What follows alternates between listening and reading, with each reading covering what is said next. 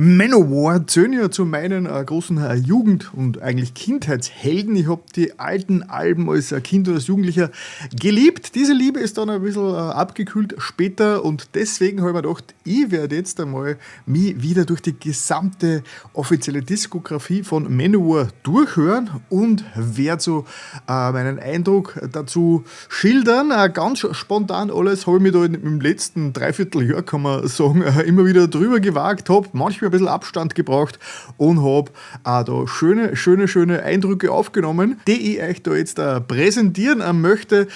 Wichtig zu erwähnen ist, es geht bei mir bei dieser Besprechung jetzt nur rein um das Musikalische. Ich habe die Texte von Manowar komplett außen vor lassen, also die ganzen ideologischen Probleme, die dieser Band anhaften, habe ich da jetzt einfach mal ignoriert und sage einfach einmal, mir geht es da rein um die Musik, um die musikalische Ausgestaltung und das, was Melodien und Kompositionen in mir auslösen. Starten wir gleich rein in das erste Album von Manowar, Battle Hymns aus dem Jahr 1982. Battle Hymns kann man wahrscheinlich als Selbsterfindungstrip von Manowar bezeichnen, weil die ersten 2 Drittel des Albums haben noch nichts damit zu tun, mit dem, was wir inzwischen Manowar kennen und wofür wir sie lieben oder auch hassen.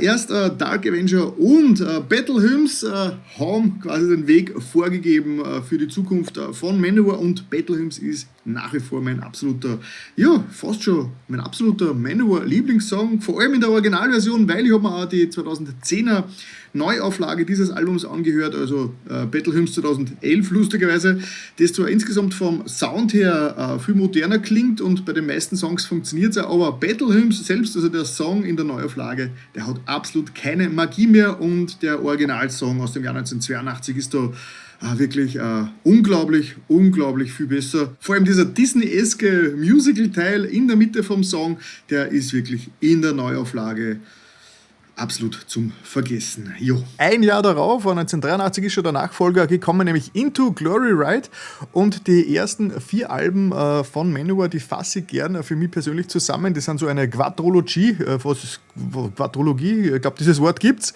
weil da passt alles noch richtig schön zusammen. Da waren Manowar nur roh, aber warte, ich erkläre es euch einfach selber. Jo, Into Glory Ride ist natürlich schon ein ganz anderes Biest, und ich verstehe jetzt also ein bisschen, warum ich dieses Album eigentlich damals relativ wenig gehört habe. Es war mir einfach ein bisschen zu hoch, ein bisschen zu steil, weil da sind Manowar richtig konsequent und ziehen ein Ding durch, was dazu führt, dass das Album relativ sperrig ist, relativ schwer hörbar ist und auch nur ganz wenige hymnenhafte Momente hat, die im Ohr bleiben, aber nichtsdestotrotz ist es schon ein geiles Album, auch wenn ich jetzt nicht weiß, ob ich es mir so schnell wieder anhören werde. Hail to England setzt die Richtung konsequent fort, die mit dem Vorgänger mit Into Glory Ride eingeschlagen wurde. Man merkt schon mehr den hymnenhaften Charakter, der spätere Manowar besonders auszeichnen wird.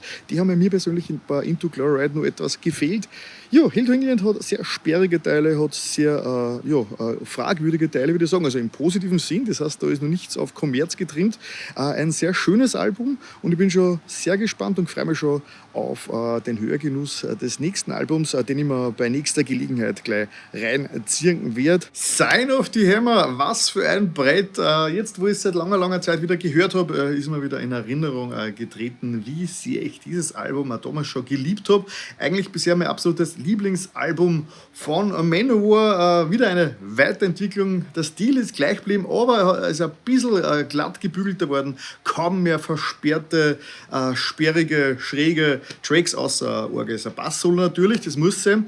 Aber viel mehr Hymnen und richtig geile Kompositionen. Ich bin ein großer Fan von diesem Album und bin fast ein bisschen traurig, dass diese eher noch rotzige und rohe Phase von Manowar jetzt vorbei ist, weil mit dem nächsten Album sind Manowar ja eigentlich in eine viel glattere und ich sage jetzt einmal schon mal ganz böse, kommerziellere Richtung gegangen. Und wir sind schon im Jahr 1987 angekommen bei Fighting the World. Fighting the World ist quasi so der Frühlingsputz von Manowar. Sie haben eigentlich allen Ballast rausgeräumt, rausgeschmissen, haben sich wirklich auf das fokussiert, was erfahrungsgemäß funktioniert hat bei den vorigen Alben. Also kommerziell funktioniert hat, weil dieses Album ist komplett voll mit Hymnen, mit leicht hörbaren Tracks. Es sperrt sich kaum noch was. Es ist wirklich, wirklich ein geniales, großartiges Album. Es lässt halt so ein bisschen diese kompromisslose Härte der ersten Alben vermissen, aber der Erfolg hat Manowar natürlich recht gegeben, weil viele von den Tracks auf der Fighting the World sind bis heute die unsterblichsten Metal- und Manowar-Hymnen überhaupt, zumindest meiner Erfahrung nach, glaube ich. Viele, die von Manowar sprechen, denken an Fighting the World. Wir schreiben das Jahr 1988 und wer Fighting the World sagt, muss auch Kings of Metal sagen. Ich muss meine Aussage vom vorigen Album ein bisschen revidieren. Wenn man gemeinhin an Manowar denkt, denkt man nicht nur an Fighting the World, sondern auch an Kings of Metal. Dieses Album hat ein paar Gänge wieder noch vorgeschalten, nachdem Fighting the World ja ein bisschen zu zahm worden ist. Und ja, Kings of Metal ist der bisherige Höhepunkt von Manowar. Die Produktion ist fett, es sind wieder genug Hymnen da, es ist wieder viel mehr Brutalität im Manowarschen Sinne drin. Also ja, nicht umsonst ein absolutes Kultalbum und verdient sie wahrscheinlich den Titel Kings of Metal zu Recht. Nach 4 Jahren Pause sind wir jetzt bei Triumph of Steel angekommen im Jahr 1992 und gleich vorweg, das ist mein persönlicher absoluter Höhepunkt von Manowar, obwohl Manowar das glaube ich selbst gar nicht so sehen. Also mir kommt es oft so vor, als würden sie die Triumph of Steel, als würden sie die ein bisschen vergessen wollen, wahrscheinlich weil es einfach zu gut war. Das moderne Manowar kann so viel Qualität gar nicht mehr handeln. Also, aber egal, schauen wir rein. Alter, was für ein Album. The Triumph of Steel ist wahrlich ein Triumph, mein absolutes Lieblingsalbum von Manowar. Perfekt produziert und endlich einmal ein vernünftiger Schlagzeuger. Also Schlagzeugarbeit auf diesem Album ist ein Wahnsinn. Einfach, sie haben wieder was gewagt. Es ist einfach ein Song dabei, der dauert einfach eine halbe Stunde lang. Da scheißen sie sich gar nichts. Die anderen Songs alle grandios, teilweise alles in Hörspielproduktionsqualität, alles da ausgearbeitet. Also unglaublich geil. Ich liebe dieses Album und ich bin ein bisschen traurig drüber, dass es eigentlich nach diesem Album mit Manowar eigentlich nur mehr bergab gegangen ist. Das heißt, sie sind danach bis heute eigentlich nur mehr ein Schatten ihrer selbst und irgendwie war es fast schon gut gewesen, wenn sie nach der Triumph of Steel sie aufgelöst hätten. Dann waren sie jetzt ja wahrscheinlich als Legenden in die Geschichte eingegangen, aber ja, ich habe schon ein bisschen Angst vor dem nächsten Album, weil das... Aber egal. Triumph of Steel, yes! Ja, für mich war es jetzt eigentlich emotional im positiven Sinn und die Vorzeichen kehren sich jetzt komplett um. Lauter denn hell. Dieses Album war das erste Manowar-Album, das ich mir selbst gekauft habe. Da war ich endlich alt genug, um mir selbst schon CDs zu kaufen. Hab mich sehr darauf gefreut und ja, dann... ja, okay, aber hört und schaut selbst. Also zuerst einmal das Positive. Auf diesem Album sind sehr viele eingängige Refrains und Teile oben, zu denen man wunderbar im Bierzelt mit 17 Promille schunkeln kann. Ja, und insgesamt ist für mich dieses Album eine riesengroße Enttäuschung, weil ja, gut und schön, man kann super mitsingen, es ist alles sehr eingängig, aber es ist auch unglaublich flach. Es ist, vor allem wenn man von der Triumph of Steel kommt, ist das so ein seichtes, flaches Album. Die Schlagzeugarbeit ist einfach nur ein Witz. Also das ist das Kindergartenschlagzeug überhaupt. Also es ist das eintönigstes, langweiligste Schlagzeugarbeit. Solo-Sound ist einfach nur eine Katastrophe. Also es ist einfach, wie wenn da plötzlich die ganze Band sich entschieden hätte, einfach sie zu Anfängern zu werden und sich selbst zu persiflieren.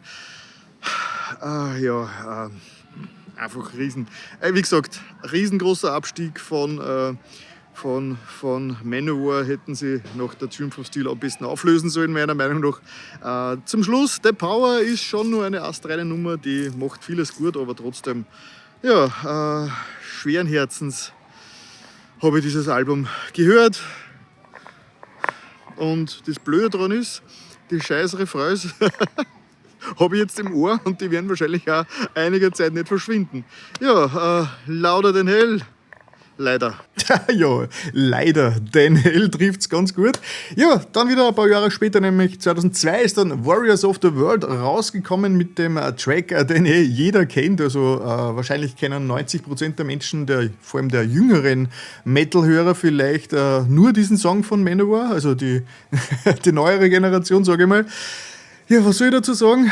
Außer das, was ich in meinem kleinen Einspieler schon dazu gesagt habe. Vor 23 Jahren ist die Warriors of the World rausgekommen und ich glaube auch vor 23 Jahren habe ich das Ding ein- oder zweimal maximal gehört. Habe es eigentlich für wirklich übel empfunden. Jetzt war ich sehr gespannt, wie das Ganze jetzt auf mich einwirkt und mein Eindruck bleibt. Das ist eine komplett seltsame CD.